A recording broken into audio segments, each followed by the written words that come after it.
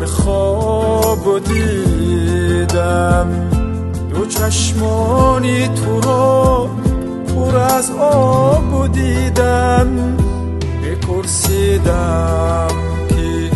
چرا گریانی آخر بگفته که من تو را ناتاب دیدم ای مادر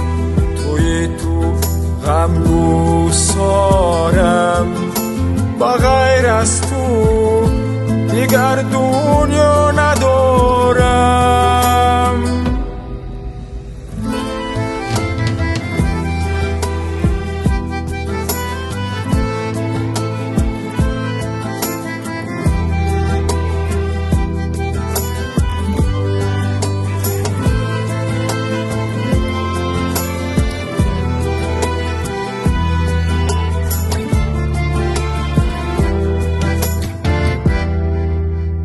رفتی و بی تو ماندم تنها بشد با چشمانم خیره دنیا کشم بر دیده هایت خاک پایت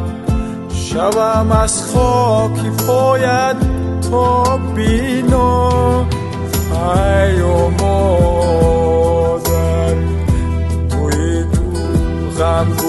غمگسارم بغیر از تو دیگر دنیا ندارم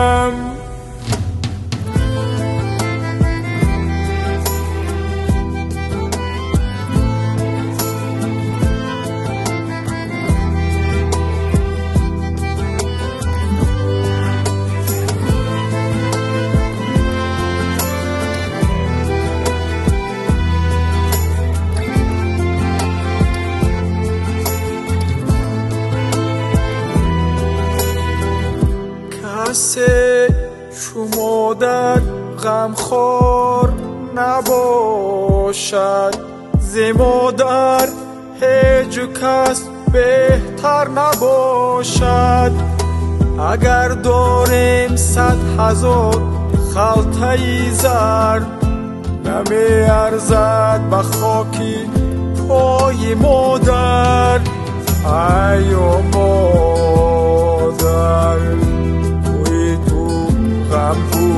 غمگسارم بغیر از تو دیگر دنیا